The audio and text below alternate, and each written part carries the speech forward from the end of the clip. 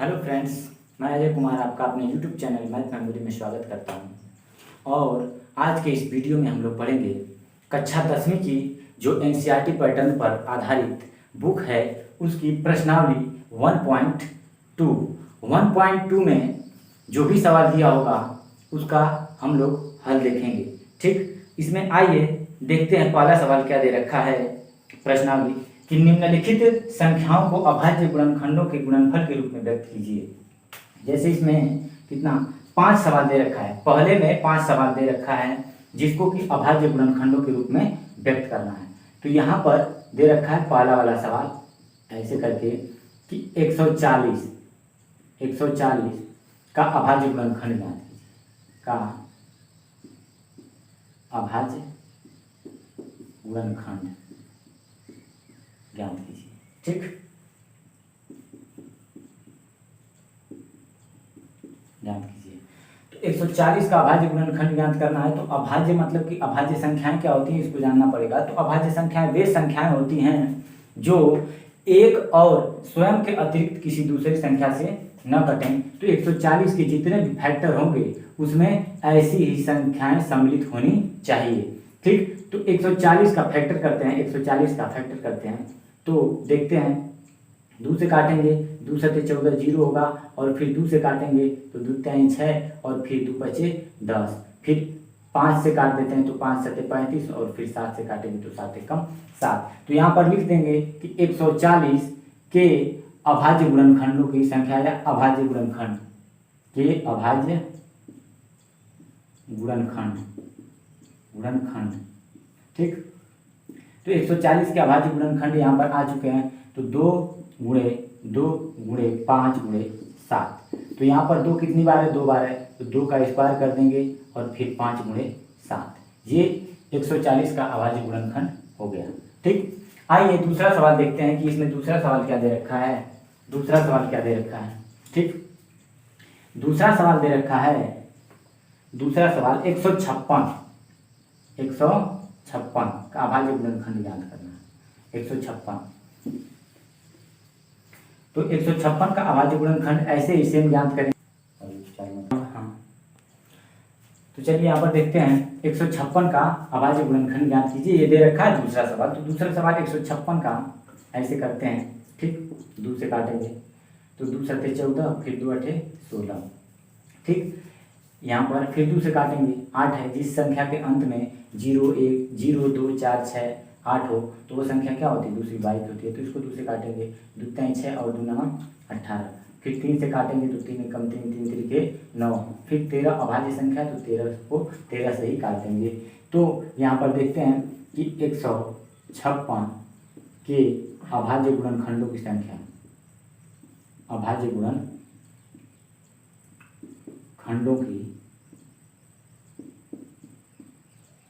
की संख्या यहाँ पर कितना है, 2 गुणे 2 गुणे 3 गुणे 13। तो यहाँ पर क्या करेंगे, 2 का स्क्वायर कर देंगे और यहाँ पर 3 और गुणे 13। तो ये हम लोगों का आंसर।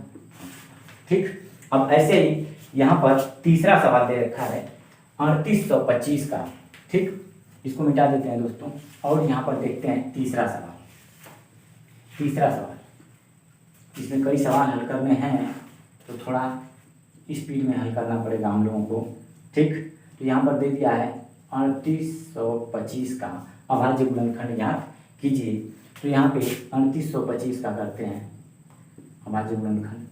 ठीक, तो ये देखिए इसके अंत में 5 है तो ये 5 से पहले डिवाइड करेंगे इसको, तो कितना बार जाएगा, 5 सते 35 और 3 बचा, तो फिर 5 छके 30 और फिर 5 बचे 25 काटेंगे। ठीक, यहाँ पर फिर 5 से कटेगा तो 5 से इसमें 7 में कितनी बार भाग जाएगी, तो एक बार, 5 एकम 5 2 बचेगा तो 26 हो जाएगा, ये 6, तो 5 बचे 25, फिर 1 बचेगा तो 5 टाइम 15। फिर 3 से काटेंगे इसको, 3 से काटेंगे तो 3 बचे 15 होगा, फिर 3 एकम 3, फिर इसको 3 से काटते हैं तो 3 एकम 3 2 बचा तो 21 होगा, 3 सते 21, फिर 17 एकम 17। तो इसके अभाज्य गुणनखंडों की संख्या हो गई, अभाज्य गुणनखंडों की संख्या, गुणनखंडों की संख्या में अभाज्य अभाज्य गुणनखंड, अभाज्य गुणनखंड तो कितना हो जाएंगे इसके 5 गुणे 5 गुणे 3 गुणे 3 गुणे 17। ठीक, तो यहाँ पर लिख देते हैं 5 का स्क्वायर और गुणे 3 का स्क्वायर गुणे 17। देखिए यहाँ पे कभी कभी दे देता है कि अभाज्य गुणनखंडों की संख्या ज्ञात कीजिए। तो अभाज्य गुणनखंडों की संख्या जब पूछ दे तो ये जो घात है भाई इसको सबको जोड़ देते हैं। देखिए इस पर एक घात है, चूंकि है इसको ये दिख नहीं रहे तो यहाँ पे एक घात है, तो यहाँ पर पूछ देता कि अभाज्य गुणनखंडों की संख्या, गुणनखंडों की संख्या बता दे, पूछता कि बताओ। तो यहाँ पर क्या करते हैं, घातों को सब जोड़ लेते हैं। यहाँ पर 2 + 2 + 1 यानी कि 5। यहाँ पर अभाज्य गुणनखंडों की संख्या कितनी है, 5। यहाँ पर भी काउंट कर लेंगे 1 2 3 4 5, ऐसे है अभाज्य गुणनखंडों की संख्या। तो चलिए ये सवाल आपको समझ में आ गया है तो आगे बढ़ते हैं। अगला सवाल दे रखा है, चौथा वाला सवाल जो दे रखा है उसको हल करते हैं फटाफट। ठीक, तो चलिए इसमें चौथा सवाल देखते हैं जो कि दे रखा है 5000, 5 का अभाज्य गुणनखंड ज्ञात कीजिए। तो इसका फैक्टर करेंगे जैसा कि 5000 5। ठीक, देखिए 5 से कटेगा तो 5 एकम 5 0 0, फिर 5 एकम 5। ठीक, अब देखिए इसको 3 से काटिए, यहाँ से 3 से। ठीक, तो 3 से कटेगा क्या, नहीं, इसका योगफल 1 + 1 यहाँ पे 2 आ रहा है तो वही संख्या करती है जिसका योगफल 3 से कटेगा। तो इसको 3 से नहीं 7 से काटते हैं। ठीक, तो 7 एकम 7, फिर 3 बचा तो 30 होगा, 7 चौक 28, फिर 2 बचा 7 तिरके 21, फिर इसको 11 से काटते हैं। 11 से तो 11 से कटेगा तो 11 एकम 11 और फिर 11 × 33 और फिर 13 से इसको काट देते हैं। ठीक, तो ऐसे इसके अभाज्य गुणनखंडों की संख्या कितनी आ गई, 4, जो कि यहाँ पे लिख देंगे 5005 का अभाज्य गुणनखंड, अभाज्य गुणनखंड। ठीक, तो कितना होगा 5 गुणे 7 गुणे 11 गुणे 13, ये होगी इसके आंसर। ठीक, तो आइए बढ़ते हैं अगले प्रश्न की तरफ जो कि पहला का 5वां प्रश्न होगा और वो क्या दे रखा है भाई 7429 दे रखा है। ठीक, 7429। ठीक, 5वां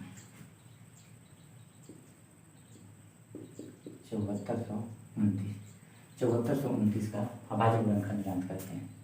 तो इसको लगाते हैं 7429। ठीक, 7429 का ये किससे कटेगा, 2 से तो कटेगा नहीं। ठीक, और इसको 17 से काटते हैं, 17 से। ठीक, 17 चौका 68, 17 चौका 68 होगा और फिर कितना बचेगा 68 और 2 70 यानी कि 6 बचेगा, तो ये हो जाएगा 62। ठीक, तो 17 × 51, 17 × 51 इसमें से घटाएंगे तो 1 बचेगा और फिर यहाँ से 1, तो 119 होगा ये। तो 17 7 119 होता है, इतनी बार में जाएगा। अब देखते हैं यहाँ से इसको 19 से काट लेते हैं। ठीक, 19, तो 19 × 38 और फिर 5 बचा तो 19 × 57, फिर इसको 23 से काट लेते हैं। ठीक, तो इसके अभाज्य गुणनखंडों 23 से कम 23, यानी कि ये सभी अभाज्य संख्याओं का गुणनफल था। तो यहाँ पर कहेंगे कि 7429 का अभाज्य गुणनखंड, अभाज्य गुणनखंड। ठीक, ये होगा 17 गुणे 19 गुणे 23। तो ये आप लोगों का आंसर है। ठीक, आइए देखते हैं दूसरा प्रश्न क्या दे रखा है। दूसरा, ठीक, ये समझ गया होंगे, इसको मिटा दे रहे हैं। ठीक, अब जो दूसरा प्रश्न दे रखा है, पूर्णांकों के निम्नलिखित युग्मों के HCF और LCM ज्ञात कीजिए तथा इसकी जांच कीजिए कि दो संख्याओं का गुणनफल बराबर होता है HCF और LCM के। ठीक, HCF और LCM के, तो दो संख्याओं का गुणनफल बराबर HCF गुणे LCM होता है। यहाँ पर दिया है सिद्ध करना है, इसकी जांच करना है कि दो संख्याओं का गुणनफल बराबर होता है एचसीएफ और एलसीएम के।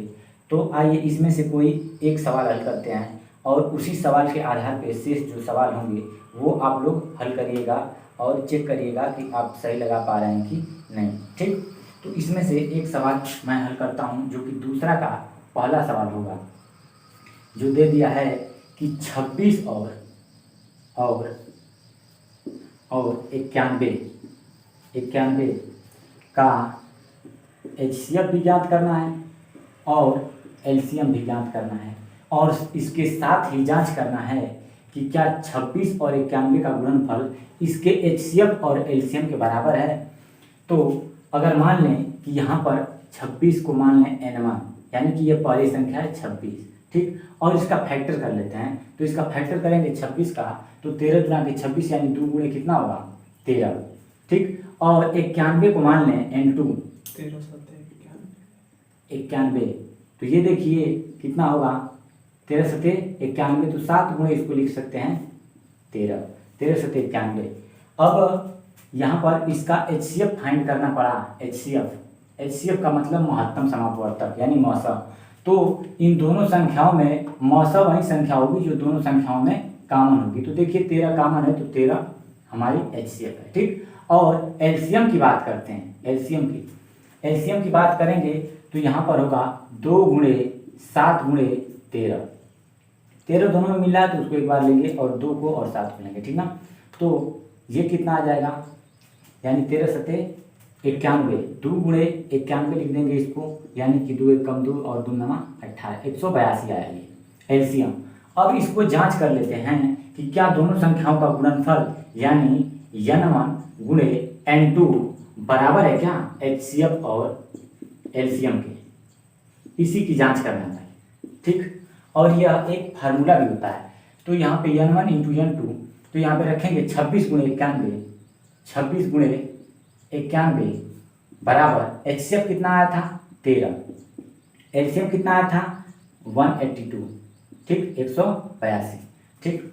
अब इन दोनों का गुना करते हैं, तो यहाँ पर देखिए 13 इधर भी है 13 इधर भी है, तो 13 से काट देंगे, 13 1 कम 13 और 13 गुना के 26, तो 2 से गुना करेंगे तो 2 1 कम 2 और 2 9 18, यानी 182 बराबर इधर भी आ चुका है 182। तो ये जांच हो गया कि यह सही है, यानी कि n1 यानी कि दोनों संख्याओं का गुणनफल किसके बराबर होता है, उनके लसा और मसा के गुणनफल के बराबर है। और यह एक सूत्र भी है, यहाँ पर ये एक फार्मूला है, सिर्फ ये जांच करने के लिए नहीं दिया है, ये तो जांच करने के लिए इसमें सवाल में दिया है, लेकिन एक्चुअल में ये फार्मूला है कि दो संख्याओं का गुणनफल उनके लसा और मसा के गुणनफल के बराबर होता है। तो इसको अपने माइंड में याद कर लीजिएगा, इसको अपने मेमोरी में रख लीजिएगा, ठीक। अब आइए बढ़ते हैं तीसरा सवाल। इसमें तीसरे सवाल का पहला सवाल लगाते हैं। इसमें तीसरे सवाल का पहला सवाल लगाते हैं। हाँ, आपको ये बता दें कि दूसरे में का पहला सवाल मैंने लगाया और शेष 2 सवाल आप लोग लगा के उसको हल कर लीजिएगा, दूसरा 2 सवाल। अब इसमें देखिए तीसरा का पहला हम हल करें। तीसरा सवाल दे रखा है यहाँ पे और इसका पहला सवाल दे रखा है यहाँ पे। बोला है तीसरा सवाल में कि अभाज्य गुणनखंड विधि द्वारा निम्नलिखित पूर्णांकों के एचसीएफ और एलसीएम ज्ञात कीजिए। तो यहाँ पर दिया है 12, 15 और 21 का एचसीएफ फाइंड करना है और एलसीएम भी फाइंड करना है। और किस विधि से ज्ञात करना है, वो है अभाज्य गुणनखंड विधि। तो अभाज्य गुणनखंड विधि से जब किसी भी संख्याओं का 2 या 2 से अधिक संख्याओं का एचसीएफ एलसीएम फाइंड करना होता है, तो हम लोग उन सभी संख्याओं का गुणनखंड करते हैं। तो इसको मान लें अगर पहली संख्या दे रखा px और px बराबर दे रखा 12, तो 12 का गुणनखंड फटाक से करेंगे तो यहाँ 2 गुणे, यहाँ पर होगा 2 और गुणे 3, 2 गुना के 4 3 12, तो ये गुणनखंड आया। अगर जिस लड़के को ये गुणनखंड करना नहीं आता इस तरह से, तो इस तरह से वो भी कर सकता है कि यानी कि 2 का करेंगे 2 6 12 और फिर 2 3 6 और फिर 3 1 3, तो ये गुणनखंड उसको आसानी से मिल जाएंगे, ठीक। अब दूसरी संख्या को मानेंगे px, क्या मानेंगे px, तो ये होगा 15 और 15 का गुणनखंड करेंगे तो 3 गुणे कितना होगा 5, 3 5 15 होता है, ठीक। और तीसरी संख्या 21 दे रखा है, यानी कि qx, pq यहाँ पर p माने क्या पी एक्स और इसको मानेंगे क्यू एक्स और इसको मान लेंगे आर एक्स। ठीक, आर एक्स 21 दे रखा है तो 21 का फैक्टर करेंगे तो यहाँ पर होगा 3 गुणे 7 यानी कि 3 सत्ते 21। ठीक, अब हम लोगों को फाइंड करना पड़ा पहले HCF यानी कि हाईएस्ट कॉमन फैक्टर यानी कि महत्तम समापवर्तक ज्ञात करना है। तो इन तीनों गुणनखंडों में से देखिए ध्यान से कि कौन कॉमन है। अगर जो तीनों गुणनखंडों में कॉमन मिल गया वहीं इन तीनों संख्याओं का HCF होगा। अगर सपोज दैट मान लीजिए कि कोई संख्या 2 यहाँ पर px और qx में मिलती है और rx में नहीं मिलती है तो वो HCF नहीं हो सकती। अगर एक बात यहाँ पर नोट कर लीजिए कि अगर तीनों संख्याओं में कुछ भी कॉमन नहीं मिलता है तो उस संख्याओं में उन तीनों संख्याओं में सिर्फ एक कॉमन मिल सकता है तो उस समय HCF 1 होगा। फिलहाल यहाँ पर देखते हैं तो यहाँ पर देखिए ध्यान से, तो यहाँ पर तीनों संख्याओं में 3 कॉमन मिल रहा है यानी कि px qx rx में 3 कॉमन मिल रहा है तो HCF हमारा यहाँ पर 3 होगा। ठीक, अब बात कर लेते हैं एलसीएम की। बात कर लेते हैं एलसीएम क्या होता है।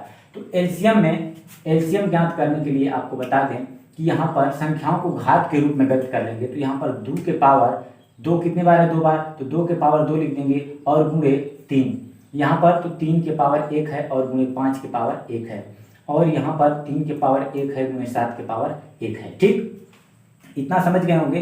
अब एलसीएम में उन सभी संख्याओं को लिखना है, लेकिन इनमें से जो सभी संख्याएं हैं उन सभी संख्याओं को लिखना है, लेकिन जो घात बड़ी होगी उसी घात वाली संख्या को लिखेंगे। तो देखिए यहाँ पर 2 की घात 2 है और कहीं 2 की घात नहीं दिख रही तो 2 की घात यहाँ पर 2 को इसमें लेंगे और इंटू, अब 3 हर जगह एक ही बार, 3 की घात एक ही दिख रही है तीनों में। अगर 3 की घात यहाँ पर 5 दिखती तो इसको लेते, लेकिन नहीं लेंगे, 3 की घात 1 तीनों जगह है तो 3 लेंगे और यहाँ पर 5 है और यहाँ पे बचा 7। अब इन सब का गुणा कर जाएंगे, जो आएगा वहीं एलसीएम होगा। तो देखते हैं इसका क्या होता है। यहाँ पर इसको लिख लें 2 गुणे 2 और गुणे 3 गुणे 5 गुणे 7। ठीक, तो यहाँ पर देखेंगे कि यहाँ पर अगर इसका इसमें गुणा कर दें तो 10 होगा और यहाँ 7 त्रिके 21 और 21 गुना के 62, 21 गुना के 62 होगा। यहाँ पर चेक कर लेते हैं, यहाँ पर 21 गुना के 42 होगा। कितना होगा, 42। ऐसे भी आप लोग कर सकते हैं कि 3 गुना के 6, 6 सत्ते 42 यानी कि 4 और 2 और यहाँ 5 गुना के 10, यहाँ पर 0, 21 गुना के 42 यहाँ पे आ चुका आंसर आप लोगों का। ये आंसर आ गया है, बहुत खतरनाक आया आंसर क्योंकि 420 आंसर आ चुका है। ठीक, अब बढ़ते हैं अगले प्रश्न की ओर। प्रश्न नंबर 4, इसमें तीसरा में का 2 सवाल आप लोग लगाइएगा और प्रश्न नंबर 4 को देखते हैं। ठीक, प्रश्न नंबर 4 क्या है, चलिए देखते हैं। चौथा प्रश्न क्या दे रखा है। चौथा प्रश्न दे रखा है HCF ऑफ 306, यहाँ पर HCF इसका 306 और कामा 657 का HCF दे रखा है 9। तो बोला है कि एलसीएम ज्ञात कीजिए। एलसीएम 306 का और 657 का एलसीएम फाइंड कीजिए। यहाँ पर ध्यान से देखिए कि यहाँ पर 2 संख्याओं को दे रखा है और उसका HCF यानी कि मौसा दे रखा है 9। तो अगर यहाँ पर देखें ध्यान से तो N1 यानी पहली संख्या 306 दे रखा है, 306 और N2 बराबर दे रखा है 657 दे रखा है और यहाँ पर HCF दे रखा है 9। इन्हीं दोनों का HCF 9। ठीक, और फाइंड करना है हम लोगों को LCM फाइंड करना है। तो एक सूत्र लगाएंगे यहाँ पर कि 2 संख्याओं का गुणनफल उनके लसा और मौसा के गुणनफल के बराबर होती है, अर्थात N1 गुणे N2 बराबर HCF गुणे LCM। ठीक, तो यहाँ पर N1 क्या है 306 है और N2 क्या है 657 है और यहाँ पर बराबर कर देंगे। HCF कितना दे रखा है 9 और यहाँ पर LCM फाइंड करना है। ठीक, तो आइए इसको यहाँ पे समझ लेते हैं। तो 9 से क्या करेंगे, भाग दे देंगे। तो यहाँ पे LCM निकल के आएगा हम लोगों का 306 गुणे 657 बटा में 9। तो देखिए 9 से इसको काटते हैं तो 9 चौके 36 और 4 बचेगा, ये नहीं कटेगा। ठीक, इसको 9 से काटते हैं तो 9 छक्के 54, 9 सत्ते 63, 9 सत्ते 63 और फिर कितना बचा 2, 9 3 27। तो ये होगा 306 गुणे 73। ठीक, 306 गुणे 73। अब 306 गुणे 73 का गुना कर लेंगे यहाँ पर 73, तो क्या होगा यहाँ से 3 छके 18 यहाँ पे और 3 त्रिके 9 और 7 छके 42 यहाँ पर और 7 त्रिके 21। ठीक, तो ये आएगा 9 4 13 और फिर 3, यानी कि यहाँ पे 22,338 है, 22,338। ठीक, तो चलिए बढ़ते हैं अगले प्रश्न, जो कि 5वां नंबर वाला प्रश्न है, इसको देखते हैं। ठीक, 5वां प्रश्न क्या दे रखा है, इसको हल करते हैं। और यदि आप लोग जो सवाल मैंने छोड़ा है उसको अगर लगाएं तब तो ठीक है, अगर नहीं लग पाता है तो आप लोग, मैं इस वीडियो के डिस्क्रिप्शन बॉक्स में मैं अपना व्हाट्सएप नंबर दे दूंगा, उस पर ये क्वेश्चन भेज सकते हैं, अगर नहीं आएगा तो पूछ सकते हैं। ठीक, और मैं उसको लगा के आप लोगों को भेजने की कोशिश करूंगा। ठीक, आइए देखते हैं 5वां प्रश्न क्या दे रखा है। 5वां प्रश्न क्या दे रखा है, जांच कीजिए कि क्या किसी प्राकृतिक संख्या n के लिए 6 के पावर n शून्य पर समाप्त होती है, शून्य पर समाप्त होती है जहां यहाँ n क्या दे रखा है, नेचुरल नंबर, यानी कि प्राकृतिक संख्या दे रखा है। और जब n प्राकृतिक संख्या है तो n का जो हम लोग मान ले सकते हैं 1 2 3 4 5 ऐसे ले सकते हैं। ठीक, तो यहाँ पर ध्यान दें, एक कंडीशन में लेके 2 कंडीशन या 3 कंडीशन को लेके चेक कर लेते हैं। अगर n बराबर यदि n बराबर क्या हो 1 हो, तो अगर 6 के पावर n को मान लें, अगर px है, क्या है px बराबर 6 के पावर n है, तो n बराबर 1 लेंगे तो 6 आएगा। ठीक, अगर दूसरा कंडीशन में चेक कर लें कि यदि n बराबर 2, तो यही px का मान यहाँ पर 6 के पावर 2 लेंगे तो कितना आएगा 36। और तीसरा कंडीशन ले लें यहाँ पर कि यदि n बराबर 2 नहीं 3 लेंगे, 2 ले चुके हैं ऑलरेडी। ठीक, तो यहाँ पर होगा px बराबर 6 के पावर 3, तो ये कितना होगा 36 और फिर 216 होगा। ठीक, तो इस प्रकार से हम देखते हैं कि यहाँ पर भी 6 आया है, यहाँ पर भी 6 आया है, यहाँ पर भी इकाई का अंक 6 आया है। ठीक, तो यहाँ पर हम लोग कह देंगे कि नहीं 6 के पावर n शून्य पर समाप्त नहीं होगी, शून्य पर समाप्त नहीं होगी, और यही आपका आंसर होगा। ठीक, अब पढ़ते हैं प्रश्न नंबर 6। प्रश्न नंबर 6 क्या दे रखा है दोस्तों, प्रश्न नंबर 6 दे रखा है कि जांच, यहाँ व्याख्या कीजिए कि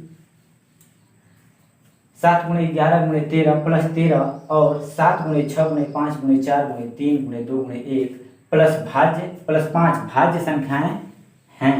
क्यों है भाज्य संख्याएं, ये चेक करने के लिए बोला है। तो यहाँ पे 6वां प्रश्न में दे रखा है यहाँ पे कि 7 गुणे 11 गुणे 13 प्लस 13। ठीक, और दूसरा सवाल दे रखा है, इसी में 2 सवाल बना के दिया है, ये इतना दे रखा है। और दूसरा सवाल ये दिया है कि 7 गुणे 6 गुणे 5 गुणे 4 गुणे 3 गुणे 2 गुणे 1 और प्लस 5। तो हम इसमें इतना ही बता देंगे कि इसमें देखिए 7 गुणे 11 गुणे 13 प्लस 13, इसको देखिए कि यह क्यों भाज्य संख्या है, इसमें से 13 कॉमन लेंगे तो ये कितना हो जाएगा 7 गुणे 11 और प्लस 1। ठीक, तो ये देखिए इसमें 13 कॉमन मिला है, अर्थात ये संख्या 13 से विभाजित होगी, इसलिए यह भाज्य संख्या है। इसमें देखिए क्या कॉमन मिला है, इसमें 5 कॉमन मिला है, तो 5 निकालेंगे तो कितना होगा 7 गुणे 6 गुणे 4 गुणे 3 गुणे 2 गुणे 1 प्लस 1। इसमें देखिए 5 कॉमन मिल रहा है, यानी कि जो भी संख्याएं आएगी उसमें 5 से गुना करें यदि, तो ये पूरा क्या हो जाएगी, कट जाएगी, इसलिए यह भी भाज्य संख्या है। अतः इस प्रकार से ये दोनों भाज्य संख्याएं हैं। ठीक, आप लोग समझ गए होंगे। अब चलते हैं प्रश्न नंबर 7 की तरफ। प्रश्न नंबर 7 क्या है, प्रश्न नंबर 7 बहुत इंपॉर्टेंट है, दे रखा है कि किसी खेल के मैदान के चारों ओर एक वृत्ताकार पथ है। इस मैदान का चक्कर लगाने में सोनिया को 18 मिनट लगते हैं, जबकि इसी मैदान का एक चक्कर लगाने में रवि को 12 मिनट लगते हैं। मान लीजिए कि वे दोनों एक ही स्थान पर और एक ही समय पर चलना प्रारंभ करके एक ही दिशा में चलते हैं, तो कितने समय बाद वे पुनः प्रारंभिक स्थान पर मिलेंगे। सपोज दैट यहाँ पे समझिए थोड़ा सा कि एक वृत्ताकार पथ है, एक वृत्ताकार ग्राउंड है कोई, और इस पे कौन दौड़ता है, दो लड़के दौड़ते हैं। यहाँ पर सोनिया 18 उसी एक चक्कर को, इसी मैदान के एक चक्कर को मान लीजिए यहाँ पे स्टार्टिंग पॉइंट ए है, और इसी पथ पर सोनिया को एक चक्कर लगाने में 18 मिनट लग जाते हैं, 18 मिनट लग जाते हैं। और रवि को इसी को एक चक्कर लगाने में, यहाँ पर रवि को एक चक्कर लगाने में 12 मिनट लग जाते हैं, ठीक। यानी और दोनों यहाँ से ए स्टार्टिंग पॉइंट से यहाँ पर स्टार्ट करते हैं, स्टार्टिंग पॉइंट से यहाँ से स्टार्ट करते हैं, तो रवि 12 मिनट में पूरा करता है और सोनिया 18 मिनट में, यानी कि रवि तेज दौड़ता है। तो यहाँ पर अगर बोला है कि अगर दोनों एक साथ दौड़ेंगे, ठीक, तो दोनों यहाँ पर पुनः जहाँ से स्टार्ट किए हैं दौड़ना, वहाँ से फिर कब मिलेंगे। तो एक बात ध्यान दीजिए कि ये 18 जो यहाँ पर संख्या जितने मिनट बाद मिलेंगे वो वाली संख्या 18 और 12 से कटनी चाहिए। यानी कि 18 यानी कि सोनिया जो है 18 मिनट में एक चक्कर दौड़ेगी, तो 2 चक्कर दौड़ेगी तो 36 मिनट लगेगा। और वहीं रवि एक चक्कर दौड़ेगा तो 12, दूसरा चक्कर दौड़ेगा तो 24 और तीसरा चक्कर दौड़ेगा तो 36, यानी 36 मिनट बाद मिलेंगे। अर्थात यहाँ पे हम लोग कह सकते हैं कि जो आंसर आएगा वो 12 और 18 का एलसीएम होगा। तो यहाँ पर कह सकते हैं कि 12 और 18 का एलसीएम, तो 12 और 18 का एलसीएम लेंगे, वही हमारा क्या होगा, आंसर होगा यहाँ पर, ठीक। तो 2 से काटेंगे तो 2 छक्के 12 और फिर कितना 2 9 18, फिर 2 से काटेंगे 2 3 6 और फिर 9 उतर जाएगा। तो 3 से काटेंगे 3 और 3 3 के 9 और फिर 3 एकम 3 यहाँ। तो एलसीएम कितना आएगा, 2 गुणे 2 गुणे 3 गुणे 3, तो इसका आएगा 36, यानी कि 36 मिनट बाद वह पुनः एक दूसरे से स्टार्टिंग बिंदु पर मिलेंगे, ठीक है। तो ये हम लोगों का आंसर आ चुका। तो आज का वीडियो यहीं पे समाप्त करते हैं, और यदि आपको यह वीडियो पसंद आया हो तो लाइक करें और अपने दोस्तों को शेयर करें, और यदि आप इस चैनल पे, इस वीडियो पे नए हैं तो इस चैनल को सब्सक्राइब करें।